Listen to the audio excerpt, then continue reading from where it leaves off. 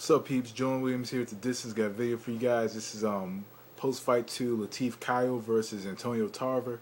Bout took place for the IBO Cruiserweight Championship. Ended in a draw. I predicted the fight for a decision in favor of Antonio Tarver. Just overall, man, this was a fight that I thought could have gone either way on the cards.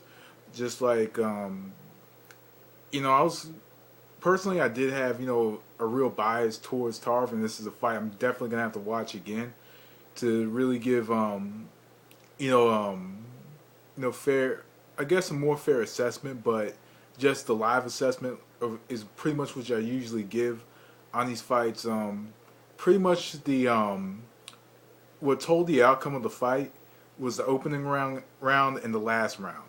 Opening round, Tarver, the opening two or three rounds, Tarver just kind of just gave away. I guess to try to figure out Kayode, and that just turned out to be a disaster. Because now, in the early rounds, Tarver had to play catch up. Kayode, kind of, I guess, really tried to impose his will early in the fight. Throwing his combinations and spurts, and pretty much throughout, the entire fight, they both were throwing combinations, they're throwing their punches in spurts. But starting in the second round, Tarver started to find a home for his left hand. He started to find a home for his left hand, and the thing is, what I could tell about Kyle is dude's very tough. Like he caught a couple equilibrium shots. I saw him catch the left right on the temple a couple times. There's a time Tarver caught him a couple times where Tarver just caught him clean, just with the left hand, and just in that third round. And even there were moments where Tarver kind of came in and the heads collided a bit. But just overall, you could tell that Kayode is a tough fighter.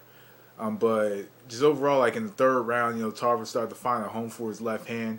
He started to come forward a lot more behind the jab, and not only did he come forward more behind the jab, but he started to throw different left-handed shots.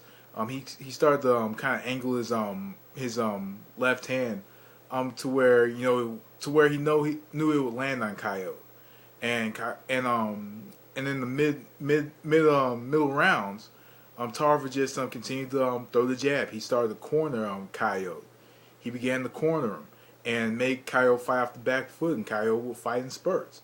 But Tarver was the one coming forward behind the jab, and Kayode was throwing just a lot of punches and spurts, putting together combinations.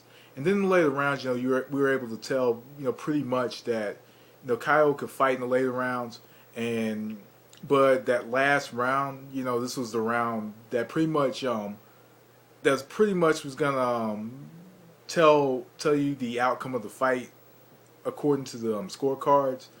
Kayode went in. I thought he won that round. I thought Tarver kind of gave that round away, and I did mention in my prediction video that Tarver throughout his entire career has just not been able to perform in the championship rounds.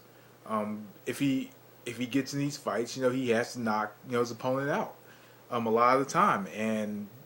But just in the later round, Tarver did well. He held his own, but he just, like, as you could tell, later in the fight, starting around 9 or 10, his punches did not have as much steam as they did, in rounds 6 and 7. Just throughout the fight, it seemed that, like, even when Tarver was in his 20s and 30s, he faded late, and he faded late in this fight, and we ended up with a draw.